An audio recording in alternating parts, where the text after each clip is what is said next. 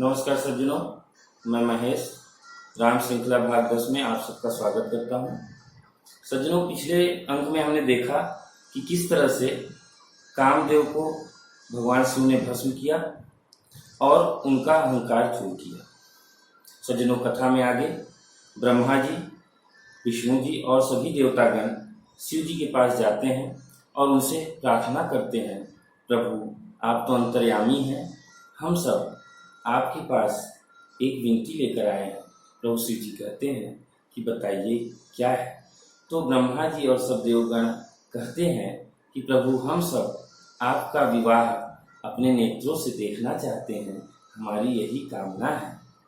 आपने कामदेव को भस्म किया और उसके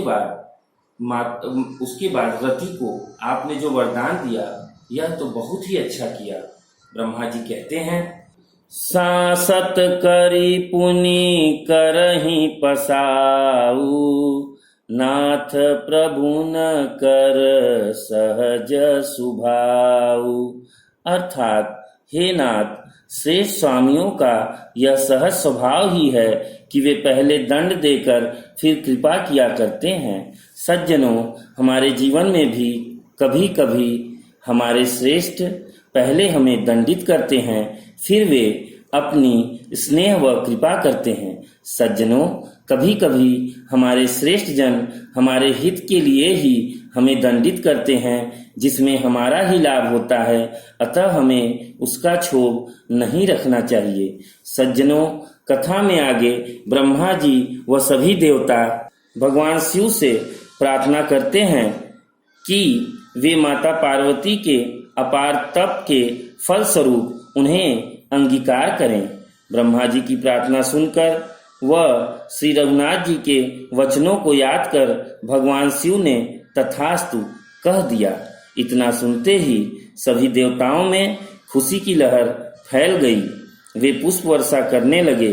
फिर उचित समय जानकर ब्रह्मा जी ने सप्त ऋषियों को राजा हिमांचल के पास शिव पार्वती के विवाह का प्रस्ताव भेजा, जिसे राजा हिमांचल ने स्वीकार करते हुए शुभ लग्न में विवाह निश्चित कर दिया।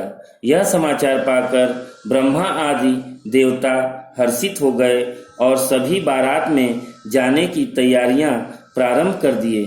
शुभ तिथि को भगवान भोलेनाथ की बारात राजा हिमांचल के यहाँ प्रस्थान कर देती है।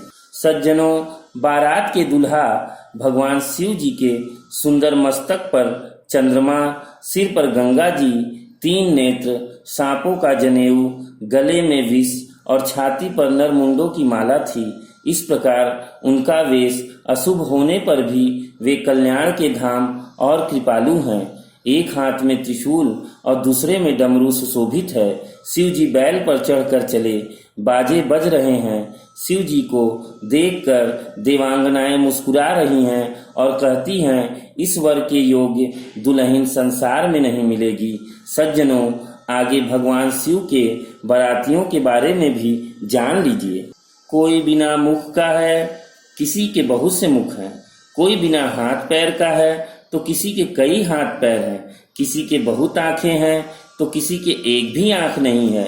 कोई बहुत मोटा ताजा है तो कोई बहुत ही दुबला पतला है।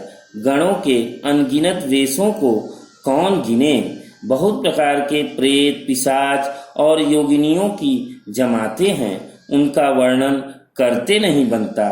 सज्जनों, इधर मैना सुंदर हाथों में सोने का थाल शोभित कर हर्ष के साथ शिव जी का परछन करने के लिए द्वार पर पहुंचती हैं, लेकिन जब महादेव के भयानक वेश को देखा तो स्तब्ध रह गई।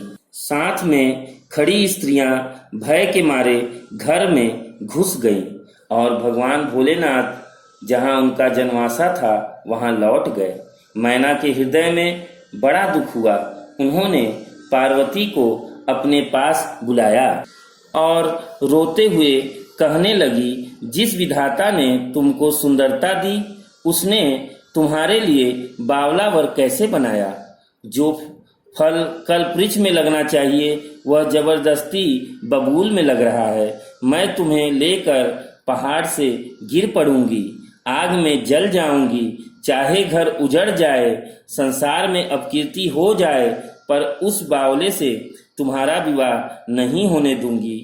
तब माता पार्वती बड़े ही प्रेम से माता मैना को समझाते हुए कहती हैं, अस विचारी सोचहि मति माता, सो न टरई जो रचई विधाता। अर्थात हे माता, जो विधाता रच देते हैं वह टलता नहीं, ऐसा विचार कर तुम सोच मत करो। पार्वती जी कहती हैं, जो मेरे भाग्य में बावला ही पति लिखा है तो किसी को दोष क्यों लगाया जाए। माता आप रोना छोड़ो, मेरे भाग्य में जो दुख सुख लिखा है उसे मैं जहाँ जाऊंगी वहीं पाऊंगी। यह समाचार पाकर नारद जी ने भी माता मैना सहित सभी को पार्वती के पूर्व जन्म की कथा सुनाकर सबको समझाया और कहा, हे मैना, तुम्हारी यह लड़की साक्षात जगत जननी है। ये अजन्मा, अनादि और अविनाशिनी शक्ति हैं। ये जगत की उत्पत्ति, पालन व संहार करने वाली हैं।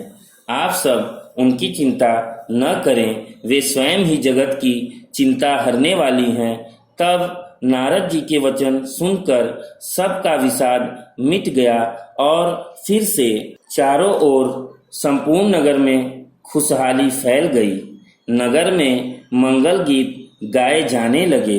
देवगण शिव जी की जय जयकार करने लगे। अनेकों प्रकार के बाजे बजने लगे। आकाश से नाना प्रकार के फूलों की वर्षा हुई और बड़े हर्ष उल्लास के साथ माता पार्वती और भगवान शिव का शुभ विवाह संपन्न हो गया। सज्जनों, आज की कथा से जो हमें शिक्षा मिलती है वह इस प्रकार है। सबसे पहले कि कभी कभी श्रेष्ठ जन हमारे अच्छे के लिए हमें प्रताड़ित भी करते हैं और उसके बाद हमारा कल्याण होता है। मित्रों, जिस प्रकार भगवान शंकर ने कामदेव को उनका अहंकार चूर करने के लिए भस्म किया, उसके बाद फिर रति को वरदान दिया कि फिर से उनका शरीर प्राप्त हो जाएगा। हमें यही शिक्षा मिलती है कि कभी भी हमारे बड़े बुजुर्ग जो हमारे लिए करते हैं वो अच्छे के लिए ही करते हैं। मित्रों, दूसरी बात है कि कभी कभी जीवन में ऐसी परिस्थितियां आती हैं कि जिसको सुधारना या परिवर्तित करना हमारे वश में नहीं होता है। जैसे अचानक कोई दुर्घटना हो जाए, किसी की मृत्यु हो जाए या तमाम ऐसी जो घटनाएं, शादी विवाह या जो भी हो, कभी कभी ऐसा हो जाता है तो उसे हमें कभी कभी परिस्थितियों से समझौता करना होता है। तो वहाँ पर हमें यह सोचना होता है कि यह हमारे कर्मों का ही फल होगा, यही विधाता की इच्छा होगी। ऐसा सोचकर उसे सहज स्वीकार कर चिंता मुक्त हो जाना चाहिए। मित्रों, और अंत में सबसे महत्वपूर्ण बात मैं कहूँगा कि भगवान भोलेनाथ की बारात में तमाम ऐसे लोग थे जो समाज से उपेक्षित थे, जैसे भूत पिशाच और लंगड़े लूजे, जिनके कई आँख हैं, जिनके मुंह है, किसी के नहीं है, मतलब इस तरह से अस्त व्यस्त थे। तो यहाँ पर भोलेनाथ हमें यह संदेश देना चाहते हैं कि समाज में बहुत से उपेक्षित लोग हैं, उन्हें जो समाज आदर नहीं देता, वंचित रखता है, दूर रखता है अपने परिस्थितियों से, ऐसे लोगों को भी हमारे दयालु हृदय भोलेनाथ प्यार करते हैं, अपना समझते हैं और अपने साथ हमेशा रखते हैं। मित्रों, शादी विवाह में हम सदैव विशिष्ट लोगों को ही ले जाते हैं और हमारे भोलेनाथ ने ऐसे लोगों को भी ले जाना स्वीकार किया। यह उनकी बहुत बड़ी महानता है। वह सबको अपने साथ लेके चलना चाहते हैं। वह जो बुरे हैं उनकी बुराई से को दूर करना चाहते हैं, उसके लिए दंडित करते हैं, लेकिन उनसे घृणा नहीं करते। मित्रों, हमें पाप से घृणा करना चाहिए लेकिन पापी से नहीं। मित्रों, बस आज इतना ही कहेंगे। उसके बाद अगले अंक में किस तरह से भगवान शिव ने माता पार्वती के शंका समाधान किया, किस तरह से सती के पूर्व जन्म की जो संदेह था रघुनाथ जी के प्रति, वह उन्हें किस तरह से गूढ़ रहस्य बताते हैं उनके बारे में, इसे अवश्य सुनिएगा। तब तक के लिए आपसे आज्ञा लेते हैं। नमस्कार। जय श्री राम।